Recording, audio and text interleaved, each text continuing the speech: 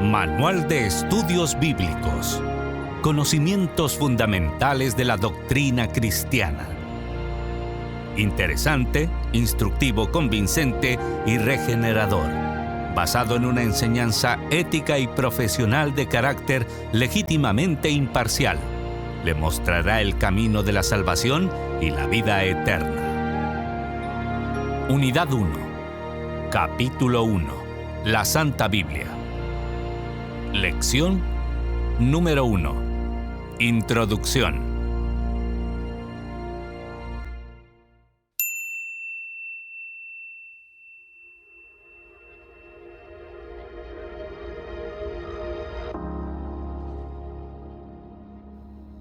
Tal como lo expuse en el prólogo, el primer tema que tomaremos como objeto de nuestro estudio en este tratado será acerca de la Santa Biblia, por ser ella la fuente primordial de la fe cristiana y la que nos proporciona un conocimiento cierto y más amplio acerca de Dios y de sus propósitos para con el género humano.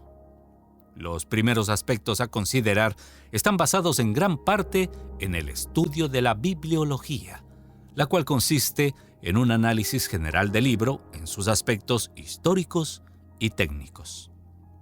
La humanidad ha obtenido los primeros conocimientos acerca de Dios a través de la tradición oral de la cual los patriarcas hebreos fueron fieles exponentes.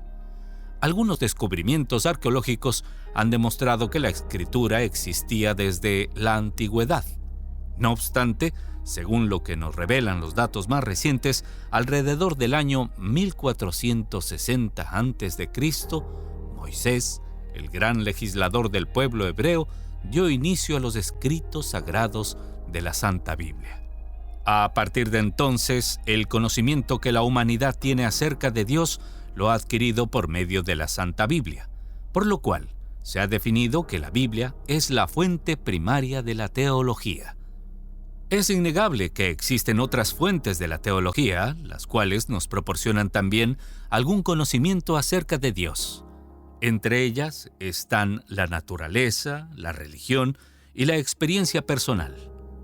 Pero estas han sido consideradas solo como fuentes secundarias, por cuanto no nos proporcionan un conocimiento completo acerca de su personalidad.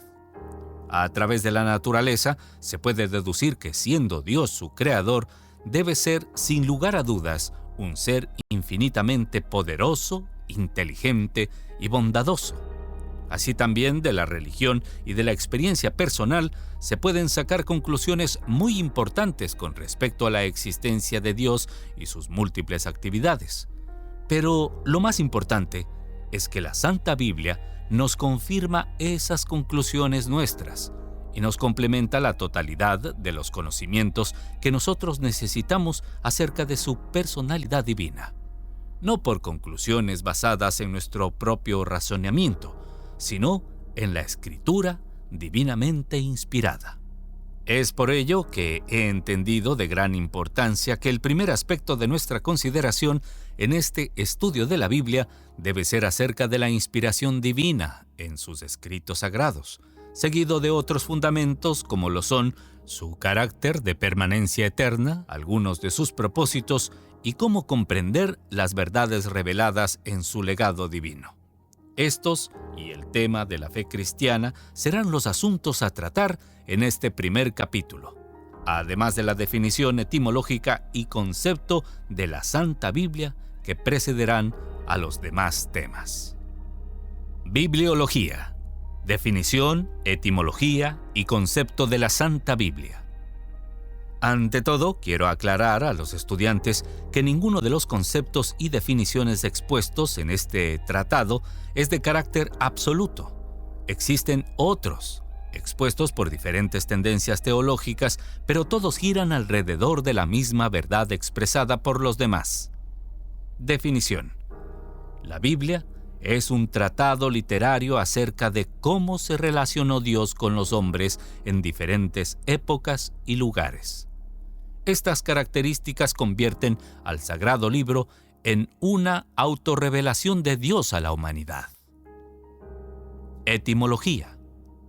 El término Biblia procede de la palabra griega biblión, Libro, rollo, escrito, expresada en plural, significa conjunto de libros. Concepto. La Biblia es, por lo tanto, un conjunto de 66 libros breves escritos por diferentes autores bajo diferentes títulos. Su contenido tiene 3 características principales: historia, didáctica y profecía. Contenido histórico. Este comprende 2 grandes etapas principales, de las cuales la primera consiste en un preámbulo de la segunda. Esta primera sección histórica incluye un breve relato de la creación del universo y del orden cosmológico del mismo. Contiene el origen del hombre, los animales y las plantas, un breve resumen histórico de los descendientes del primer hombre hasta el patriarca Abraham, e incluye el relato del diluvio universal. La misma cumple el objetivo de revelar a la humanidad la existencia de Dios como creador de la vida y del hombre mismo, así como de todo el universo y las leyes que lo rigen. Se pone de manifiesto la relación de Dios con el ser humano y su propósito divino para con éste, así como su fatal caída o falla moral, conocida como el pecado original. El relato refleja además varias reseñas simbólicas de un plan de redención para la humanidad con el fin de restituir su derecho opcional de vida eterna como integrantes del reino de Dios. La segunda etapa o sección histórica comienza con el llamamiento y escogimiento de Dios a Abraham, cuando aún tenía 65 años de edad. Génesis capítulo 12, versículos del 1 al 4. Continúa con la historia de sus descendientes, los cuales se conocen como el pueblo hebreo, el pueblo escogido de Dios. El relato comprende desde alrededor del año 2100 hasta el 430 a.C., desde el patriarca Abraham hasta las profecías de Malaquías, para culminar con una detallada relación histórica del origen y desarrollo del ministerio de Jesucristo. Incluye la historia de la Iglesia hasta finales del primer siglo. Este relato histórico sienta las bases del plan de redención de Dios para la humanidad. Para ello se requería de la intervención de varios factores fundamentales, los cuales constituyeron 3 grandes promesas de Dios para Abraham, quien fuera escogido como precursor de tan excelso plan divino. La primera de las promesas consiste en multiplicar su descendencia hasta convertirla en una gran nación. Esta revelaría al resto de la humanidad la existencia del Dios verdadero mediante una vida rendida en obediencia incondicional a su voluntad divina, y los grandes milagros y maravillas que el Supremo Creador haría entre ellos. La segunda promesa consiste en que todas las familias de la tierra vendrían a ser benditas a través de su simiente. Esto se debe a que de su descendencia procedería el Redentor de la humanidad, conocido también como el Mesías. La tercera promesa radica en que sus descendientes poseerían la tierra de los cananeos, conocida posteriormente como la Palestina, donde Dios lo había destinado a vivir como peregrino durante el resto de su vida.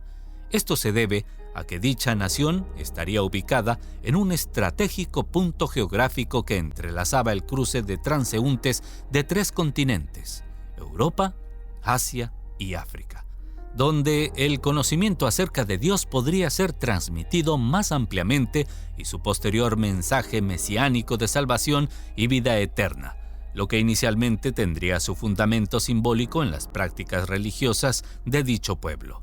Todo lo relacionado con esta sección histórica estuvo intencionalmente dirigido al cumplimiento exacto de esas 3 promesas de Dios a Abraham, las mismas que incluyen sus peregrinaciones y la de sus primeros descendientes en tierras de Canaán, la esclavitud de sus herederos en Egipto, la liberación bajo el liderazgo de Moisés, la marcha de conquista hacia Canaán, las diferentes manifestaciones de Dios durante la trayectoria, la institución de la religión judía, las guerras de la conquista, la toma y posesión de la tierra prometida, el establecimiento de su reino, las diferentes etapas de reinado, conflictos internos y externos, sus guerras, victorias y derrotas, la apostasía religiosa, el surgimiento y proclamación de los profetas, el cautiverio del pueblo hebreo en Babilonia, su liberación y restablecimiento nuevamente a su nación, restauración religiosa, reconstrucción del templo,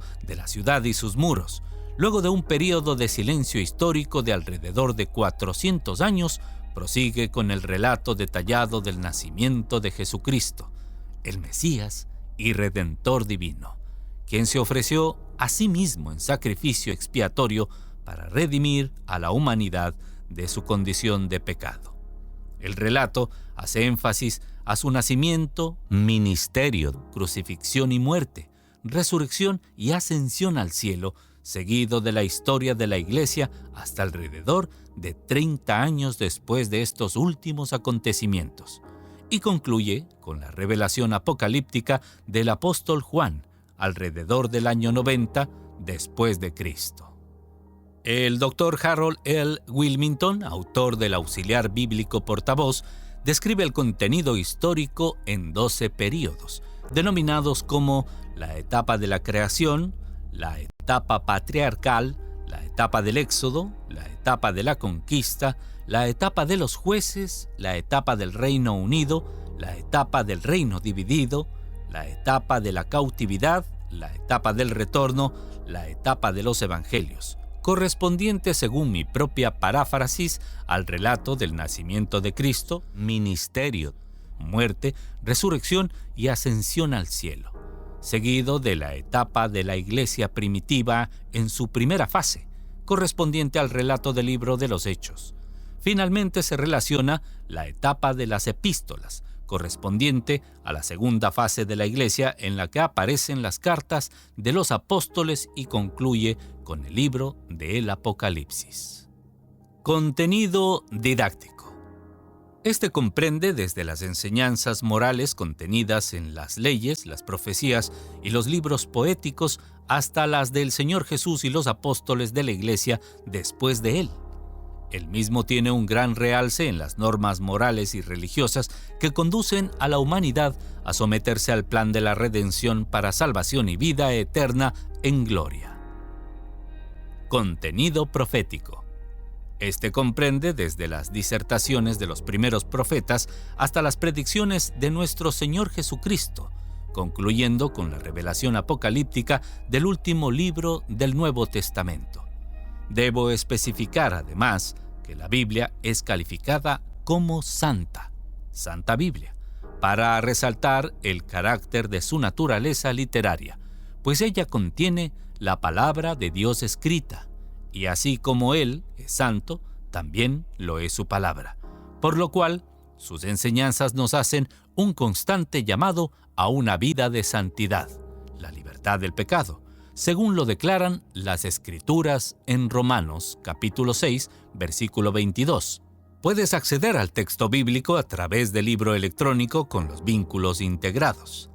La Biblia es llamada también la Palabra de Dios y las Sagradas Escrituras, mientras que la versión hebrea, la cual contiene solo el Antiguo Testamento, no se le llama Biblia, sino Tanaj, del hebreo Tanaj, cuyos escritos se clasifican en 3 grandes divisiones conocidas como la ley, los profetas y los salmos. Categorías de las enseñanzas bíblicas. Las enseñanzas o doctrinas de la Santa Biblia se dividen en 3 categorías principales. Primera, esenciales para la salvación del alma. Estas son tan sencillas y claras que hasta los más simples las pueden entender. No obstante, estas enseñanzas proporcionan un conocimiento suficientemente amplio acerca de Dios y una exposición bien definida del Evangelio de Jesucristo. Segunda, estudios profundos. Estos requieren de un estudio esmerado, detallado y complejo acerca de todo el contenido de las Escrituras o de cualquier tema comprendido en ellas. Tercera, misterios divinos. Estos comprenden algunas porciones de los escritos sagrados cuya comprensión está fuera del alcance de la mente humana. La exégesis más conocida lo atribuye a las cosas secretas de Dios, según Deuteronomio, capítulo 29, versículo 29. Idiomas originales. La Santa Biblia fue escrita originalmente en los idiomas hebreo, arameo y griego. El Antiguo Testamento se escribió en hebreo y parte en arameo, y el Nuevo Testamento fue escrito en griego. Posteriormente se hicieron traducciones al latín, alemán, español y a cientos de idiomas y dialectos. Autores y lugares de redacción.